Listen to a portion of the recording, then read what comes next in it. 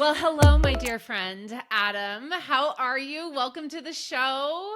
I'm awesome. Thanks for having me, Barb. This is Yeah, incredible. I'm so excited. You are on the very long list. Actually, it's a short, long list of amazing new friends that I've met through the Brand Builders Group community. And I am really having a wonderful time exposing all of you to my audience and listeners.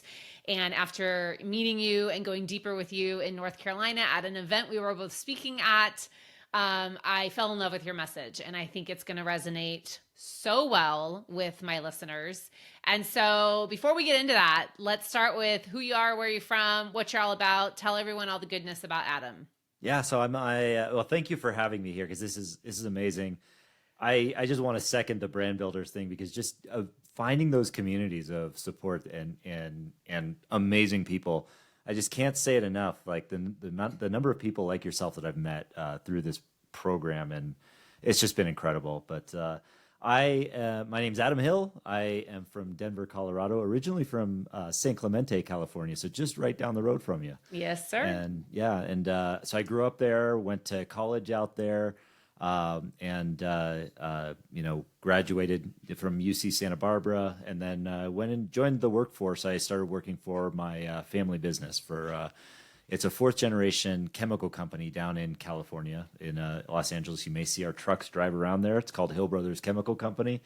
We're delivering to all of the municipalities and all of that fun stuff, all the things you don't want to think about, but they're there, clean water. I did not know this, and we need to talk about something when we're done. So, did not know that. We have a connection there, believe it or not. Really? Okay, great. Yeah, well, we'll need to talk about that because I'm curious now. So that's and then more recently I got into starting in my early 30s, and I'll give you the whole story about my sobriety journey and all that kind of stuff, or whatever you want, whatever detail you want to hear. I got sober when I was 32 years old, and it was something that I never thought that I'd be able to do because I struggled so much with addiction and alcoholism and anxiety. And but in 32, I hit my bottom, the point where I needed to make a life change, and I did. And through the help of communities, there's that word again, I was able to stay sober, and it was such a miracle for me to be able to recover from that at a year sober, I wanted to find out what else I could do with my life. And that's when I started pursuing triathlon and getting into that. And it was through the community, through the support of my wonderful wife and family, that I was able to pursue all of those things and pursued it at a high level. And where today I'm now speaking on that. I have a podcast, Flow Over Fear. And yeah, that's my whole nutshell. Boomf at you. That's it. Well, I love it. And I love the fact that you talk about your sobriety journey, right? Because I think that's where your story really began. So yeah, share with us the high level kind of journey you went through to getting there and really how it's changed who you are now. Yeah. So, interestingly, in sobriety, for those of you who might be sober, have gone through any kind of addiction, that the anniversaries of your sobriety date are called your birthday. And when I first got sober, I didn't understand that necessarily. It's like, why is it your birthday? Why isn't it an anniversary? Why isn't it something like that? Truly, like in my life, my birthday, the day I was born was when I got sober at 32, was because that was when I knew how life began. I was at I got sober. My sobriety date was my most hopeless date in the world because I had become something I hated. I didn't want to be on this planet anymore. I'd spent the last decade of my life or more, 12 years since I was 18, since I started college, abusing alcohol because it was my solution to fear, to anxiety. And throughout all of my life, I had struggled with anxiety, the point where, when we were growing up, we didn't really talk about this kind of stuff. We were just like worry warts and all this. And I had a lot of social anxiety, was afraid to talk to people, especially, girls and all of this kind of stuff. And but in college, once I got to college, I discovered alcohol, as many people do. And it became very subtly my solution to my problems because immediately I noticed that it made me more social. Yeah. And I got that immediate feedback of positive reinforcement by saying, hey, you're the life of the party. Hey, you're able to actually talk to people, to girls and all this kind of stuff now. Yeah. So it was working for me, and it worked for a while until over time it didn't. It stopped working. And it just is this insidious descent into alcoholism. And by the time I got into that point of no return where I couldn't stop on my own, I was having massive panic attacks in my life. Where I was just having this irrational fear and that point of like not wanting to tell anybody about this craziness that I was experiencing, because I didn't think that anyone else had this. I just thought I was alone in it. I was like, why do I have these, why am I have this crippling fear that I have this disease or cancer or whatever, when I obviously don't, when I'm having silly symptoms or whatever? Why am I having this crippling fear? And so instead of talking to somebody about it, I continued to drink my way out of it. And that just led down a dark path of this vicious cycle of crippling fear while trying to make it through most days, and then numbing myself by night. Eventually it all came to a head when I was 32 years old. And in January of 2021, or I'm sorry, not 2021, 2012. That was a little like reverse moment. You were just hoping you were a little bit younger than you are, Adam. That's okay. Yeah, the math didn't work there. Right? Yeah, so it was January 2012. I'd always set all these rules for myself that, I wouldn't, just to prove that I had some control over my life. I wouldn't drink out before 5 p.m. Wouldn't drink, on weeknights, wouldn't drink hard alcohol, stick to wine or beer. All of these stupid rules that I always broke, because that's what you do when you don't have control. Yeah. But I always stuck to the one rule that was like my non-negotiable, which was don't drink and drive. For a decade or more, it was like, I'm not doing that. And I didn't, until eventually even I broke that rule. And then when I broke that rule, I broke it way beyond, way beyond just getting a DUI. I got into an accident, and by grace, nobody was hurt.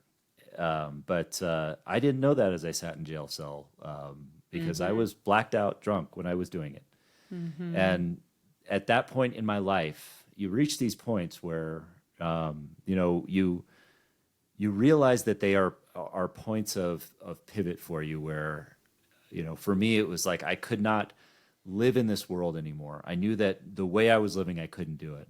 And I had two choices. I could either take myself out of the world, or I could get help. Yeah.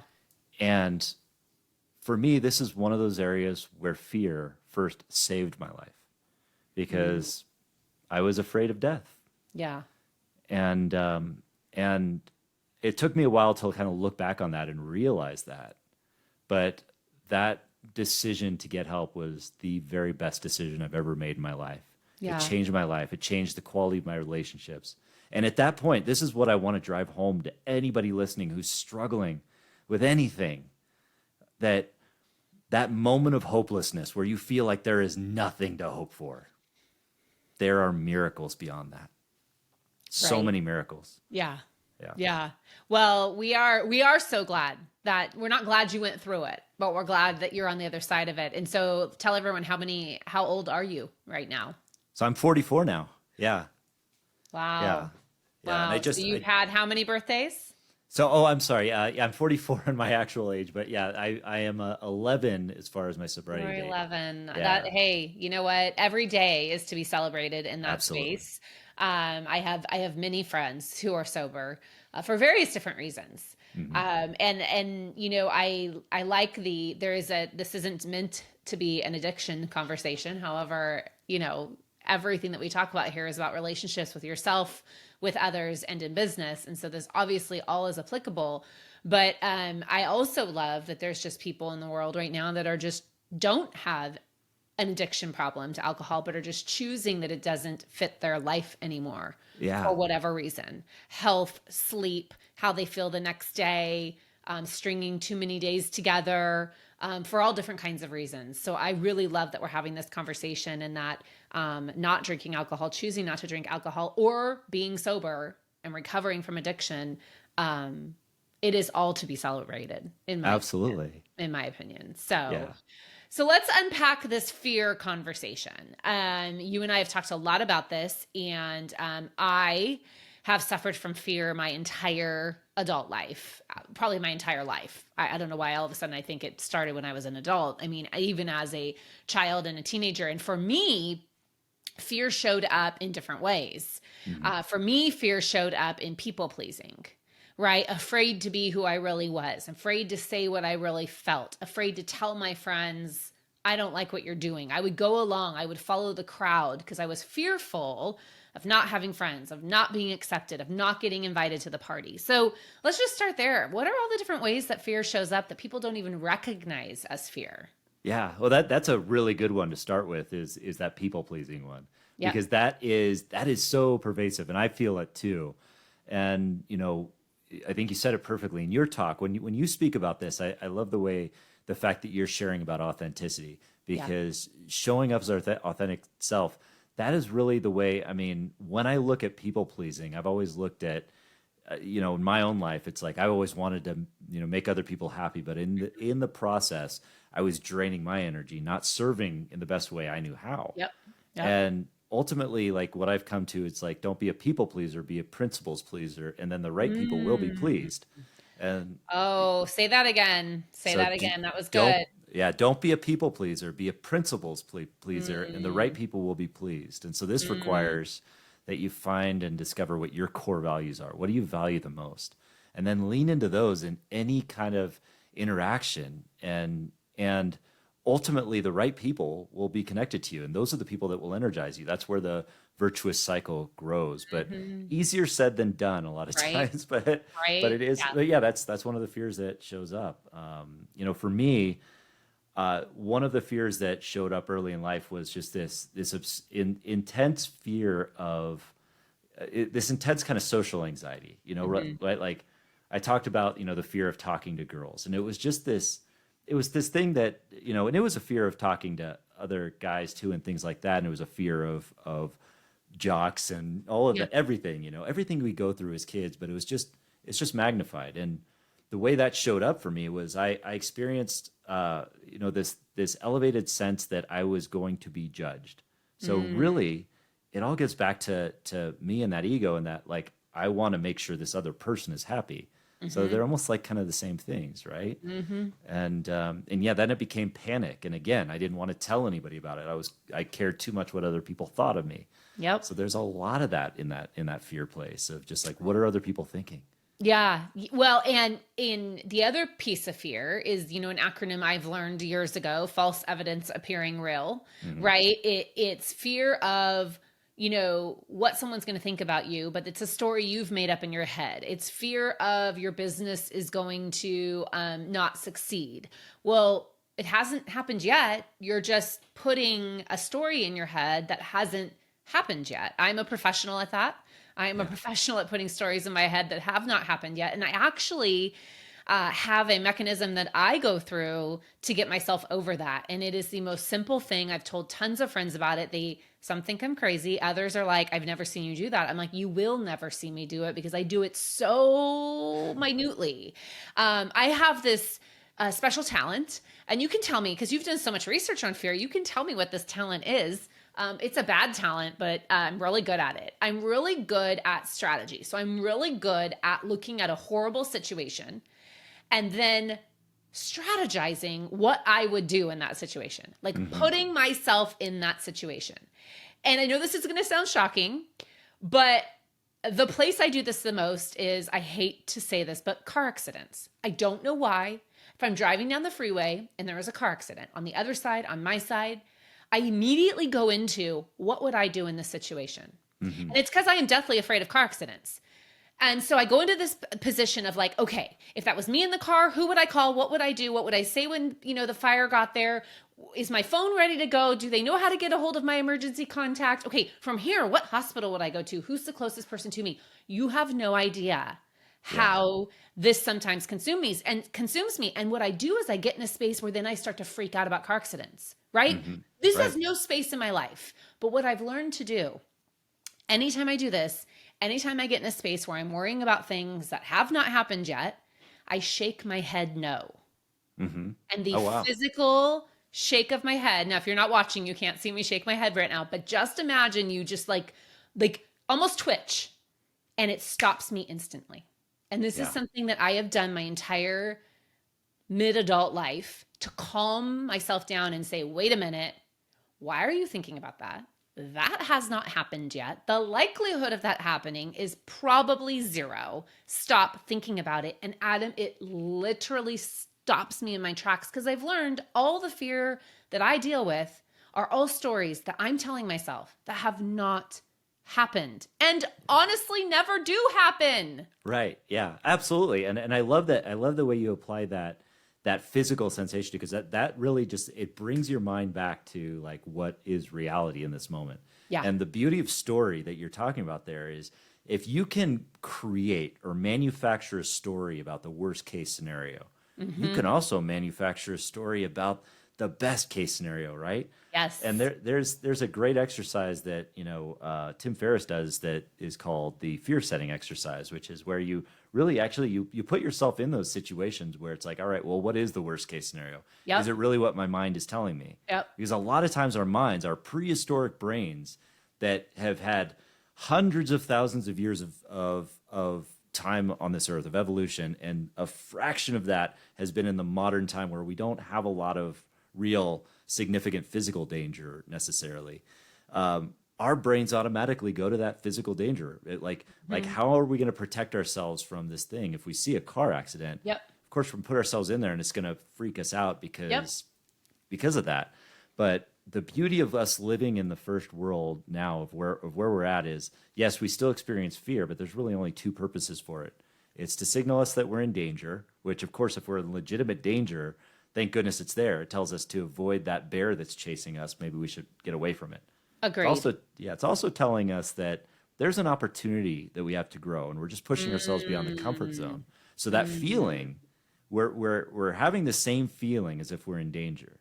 Our brain is interpreting that as danger, but in reality, our brains are lying to us about that. And in reality, it's just a signal that we have an opportunity to push just a little bit further. I And the love great thing that. is, yeah, we don't have to push a lot further. We just have to nudge it. And when we nudge it just a little bit, we expand our comfort zone. And our comfort zones and our courage grow at about 5% at a time. So, yeah. I love that. I love that because you're right. Sometimes fear is your back up against the wall. Hmm. You are in a difficult position in business, in life, in your finances, in your health. You've just got that diagnosis. That's not really fear. That's really happening, but you're fearful of what's next. You're fearful of getting sicker. You're fearful of having to file bankruptcy. You're fearful of not having any more business come in the door, right? And you have to shut your doors. So Right. that fear puts our backs up against the wall to where you then go do something about it, right? Hmm. And then the Right. other, I love the other one you're talking about, which is you're scared to go on stage. You're scared to make that phone call. You're scared to go on that appointment, but yet there is something else on the other side of that opportunity that could provide you a bunch of joy. Yeah. Yeah. I mean, the only times we experience real, legitimate, authentic joy is it's accompanied with fear. We're always dancing with it. Mm. I mean, you think about the joy that is superficial, the ones that the stuff that doesn't come with fear. There's always some sort of consequence with it, right? I mean, yeah, eat the apple pie, the thing that tastes really good. Well, there's a consequence to eating lots of sugar. Or, enjoy the thing that's going to give you immediate gratification. There's always some sort of con, some kind of bad thing that's going to come with that. But ultimately, if we front load ourselves with like the fear or the hard stuff or the difficult, the challenge, and we enjoy that journey through the process, as cliche as it sounds to say enjoy the journey, we It's can true. find that joy on the other side of fear. We really can. I love that joy on the other side of fear. I love Mel Robbins. I love her 5 4 3 2 1 analogy, right? Where she Hmm. says that when we talk about this, that adrenaline rush you get when you're scared of something, right? When you say you're scared of something, like having to speak in front of the class or give a big talk, go in that appointment, all the things we're talking about. And you Hmm. get really nervous and anxious inside. And we always say that's fear. I always said that was fear. I'm scared, I'm scared, I'm scared. And I love what she teaches about reframing that into a positive. You're not Yes. scared, you're excited. You are Yes. not nervous. You're excited to go on that stage. You're excited to go in front of this client because this is your dream. For us in real estate, this is the dream listing or this is the dream client that you're about ready to go land. And so I have taught myself to say, I am excited.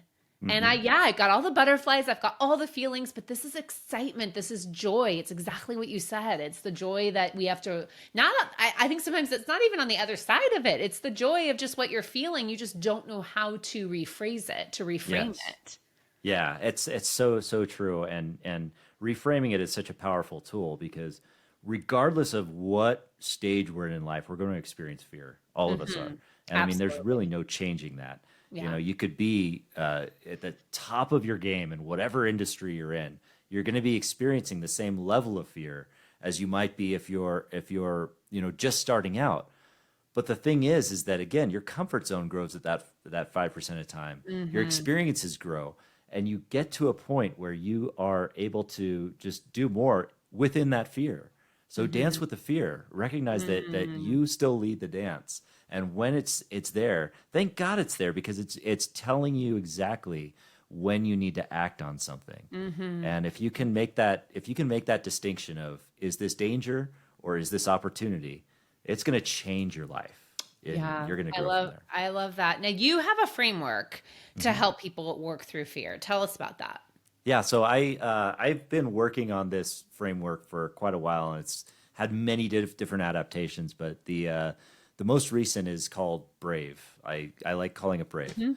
and it starts with really understanding, learning about yourself, becoming who you are, and then believing in yourself, and this is the first phase of really learning the process of it's a process of discovery, understanding who you are and learning your core values so that you can build the conviction to keep going.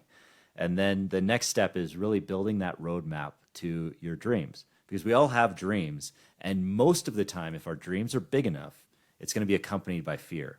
I mean, notice that Mm. anytime you think about your dreams, fear is there also, right? Mhm. Mhm. A For lot of sure. times, I mean, I remember for years, I would dream about something and immediately fear would be there and my brain would present it as an obstacle. But instead, I shifted that into opportunity. So then it's about, building that roadmap of knowing what that dream is and building it with such clarity down to the next immediate steps that you can take to get there. And Mm. then it's taking action on that roadmap.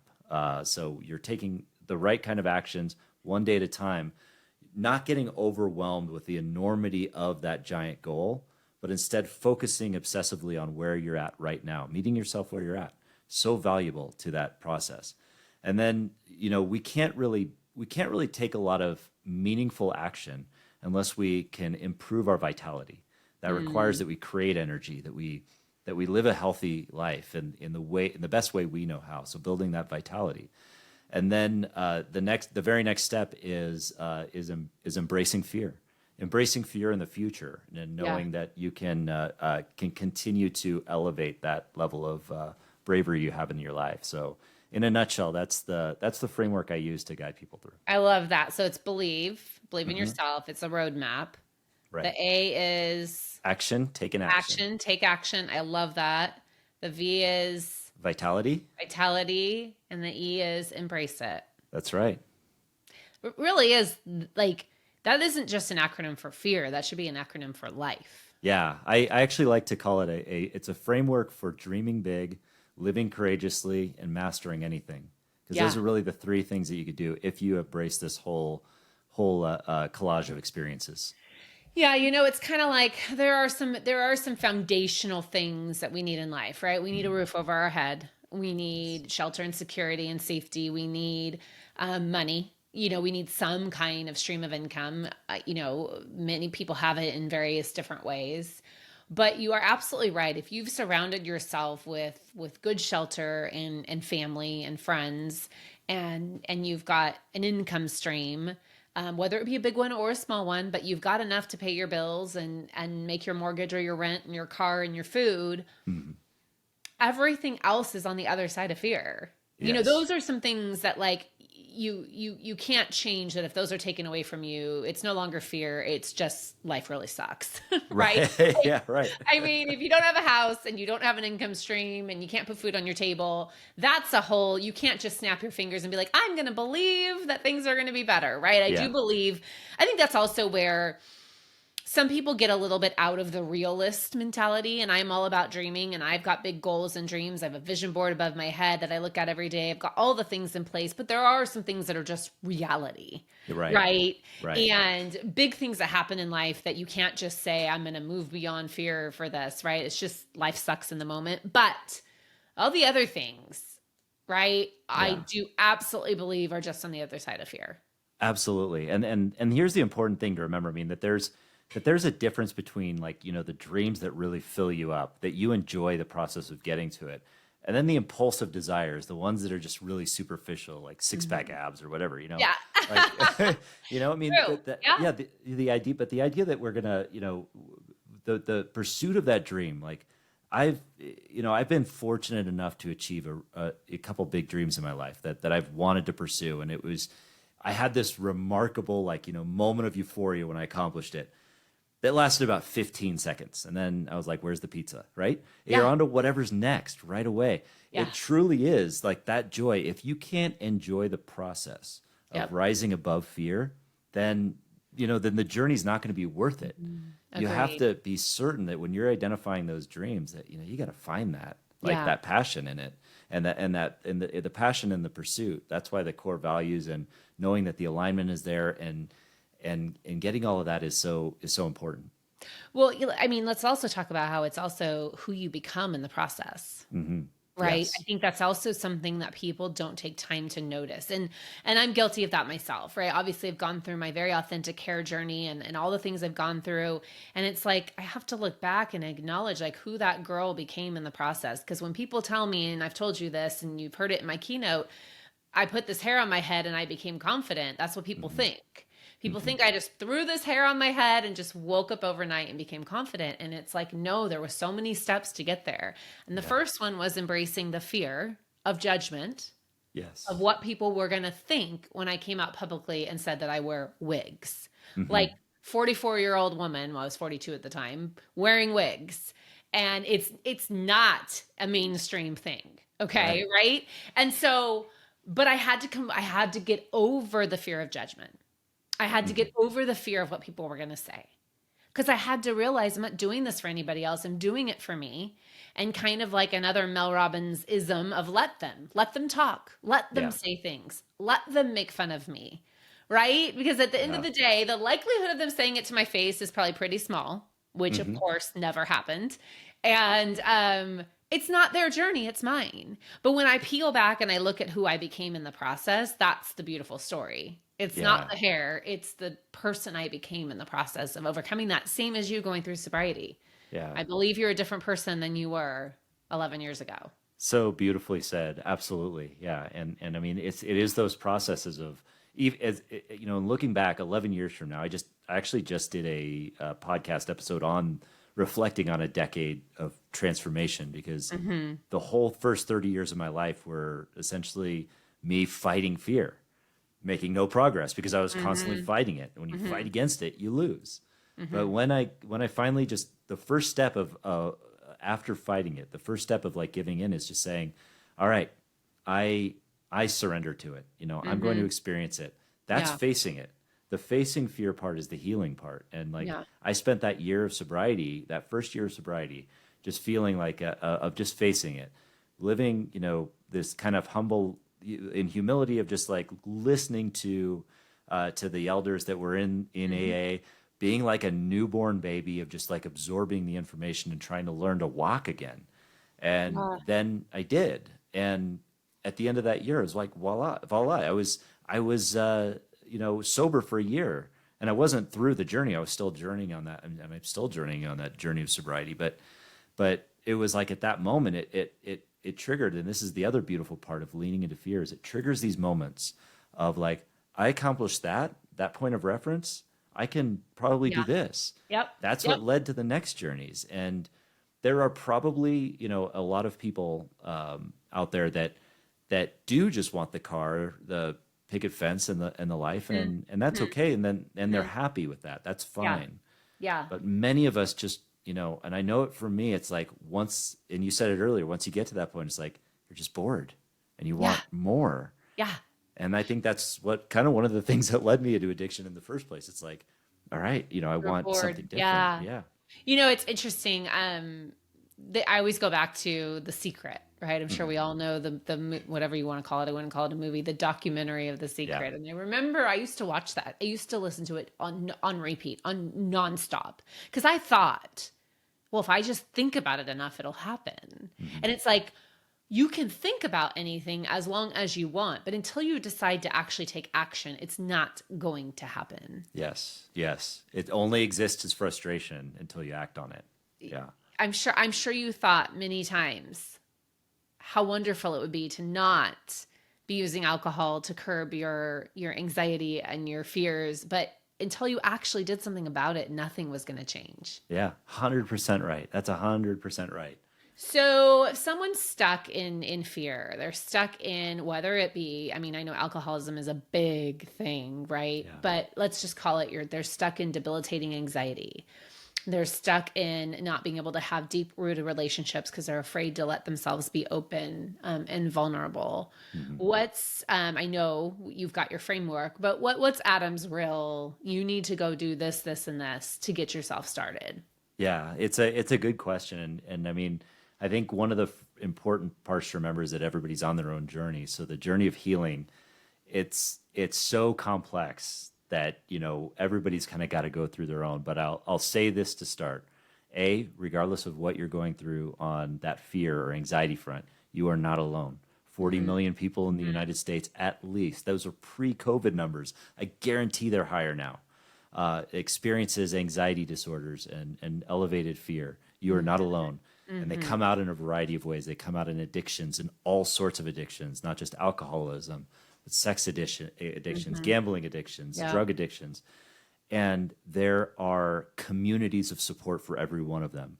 The Mm. first step in elevating your life and living a life of your dreams, before you even start to look at that achievement, healing is that first step. You got to heal. Yeah. And the way to do that is to lean into those communities of support. That's a scary part. I remember the first day I mean, one of the things that prevented me from ever walking into the rooms of sobriety was fear. And I finally did it after I got in the DUI accident because there was something I was now more afraid of. Yeah. Yeah. But the truth is that first act of courage is facing your fear and walking into a healing process. And after that, after you can start to face fear and heal, then you can start to embrace fear, and that's when you transcend. Mm. So first, we have to accept, acknowledge, and probably ask for some help. Yeah. Yeah. Yes. Yeah. Yeah. I think that's really powerful. Accept some help, ask for some help. I think you're right. Every resource we need is out there. We've heard of this thing called the World Wide Web, Yeah. Google, right? I Right. mean, there is solutions and support out there, especially with the power of the internet, right? Like you don't even have to just have it in your backyard anymore Right. with the power of all the technology we have. And then I love that second step, which is embrace it, take action, do something about it, right? Like Yeah. you can't just accept it. You can't just say, okay, I suck. Okay, I have a money problem. I have a gambling problem. Mhm. You can't just sit back and say, okay, I admit it. Tell Right. everyone I admit it, I have a problem, and then not do anything about it, right? Right. Yeah. Yeah. The next, really that step of embracing fear. And this doesn't come down to the fact of okay, I have to embrace fear. I'm afraid of heights. I'm going to go skydiving. No, that's probably not the right answer because you're Yeah, going I to don't think so. overwhelm yourself out of the fear. I mean, no, Yeah.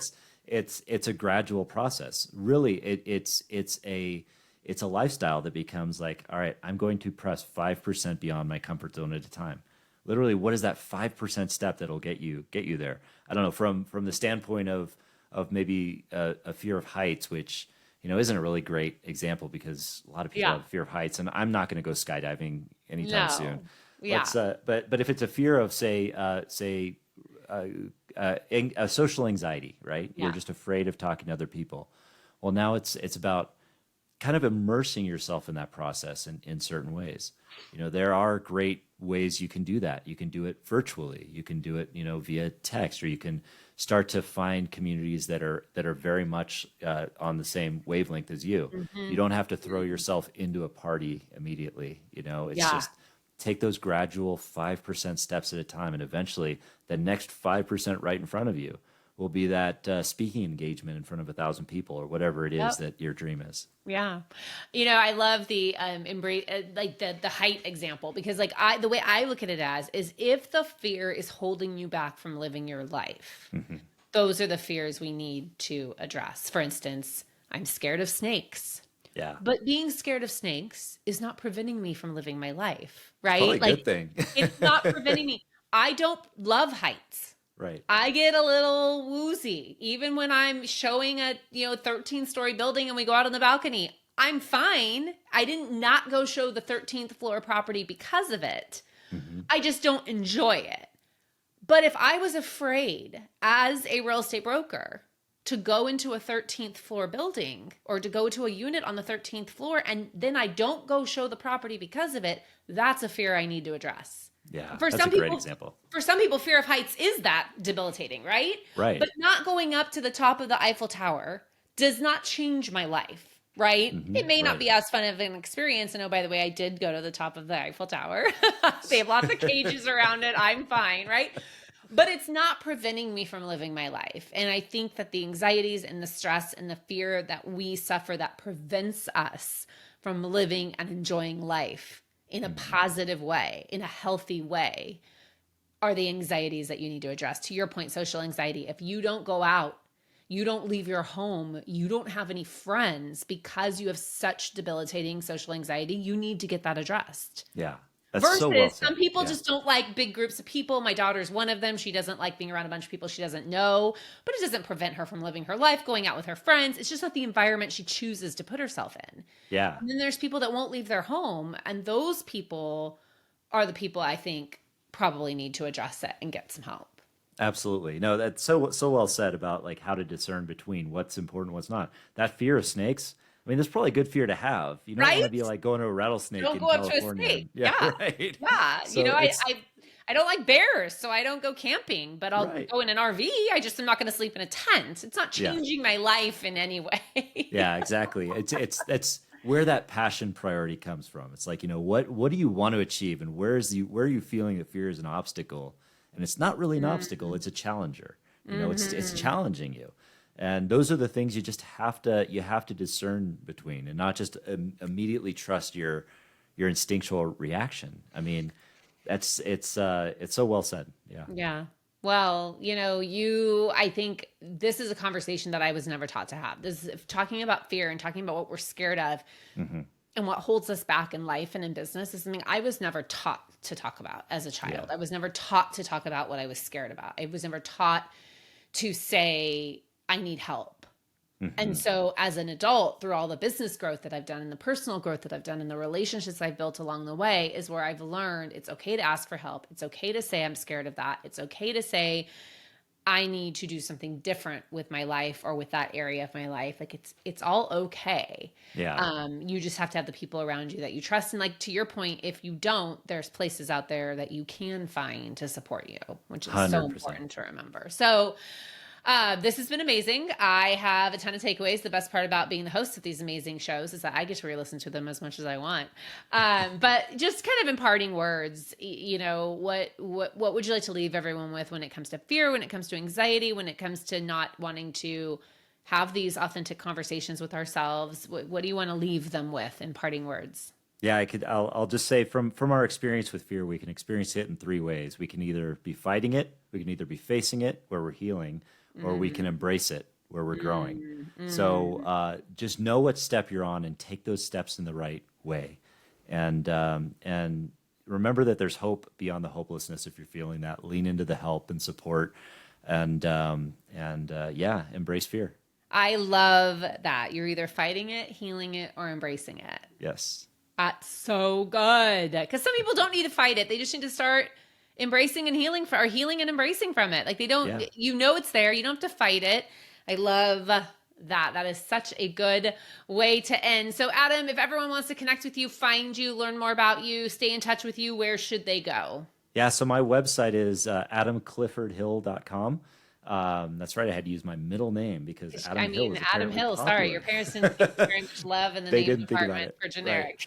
No, nobody screws my name up, so I don't have to spell it out. AdamCliffordHill.com. Or, you can find me on Instagram, the Adam C. Hill, and at LinkedIn and YouTube at Adam C. Hill. So there you go. Perfect. Well, we will make sure to link all of the ways to get in touch with you in the show notes. I am so grateful for this conversation. I know that those listening are going to make sure they save this episode and listen to it. And do me a favor, friends, share it with a friend that needs to hear this. There was some really great nuggets. I'll give the disclaimer now that I should have given at the beginning, which is because of our conversation. Neither Adam or I is a medical professional, by the way. He might be a chemical specialist, but it's not the kind of chemicals that go into our body, right? Definitely not. Yeah. And I am certainly not a medical specialist. So get help, right? If you need help, get help. But use this amazing episode as a oh God, what am I looking for? A leapfrog, a reason. Platform, yeah. A platform to take that first step. So if you enjoyed today's episode, again, please share it with a friend, hit subscribe, do all the things you know how to do. I don't need to tell you what to do, but I would love you to leave us a 5-star review and tell us how you enjoyed today's episode. And Adam, thank you so much. I really appreciate you being here and giving us your time. And to everyone listening, I hope you have a fantastic day. And until next time, we'll see you again very soon. Bye for now. Thank you.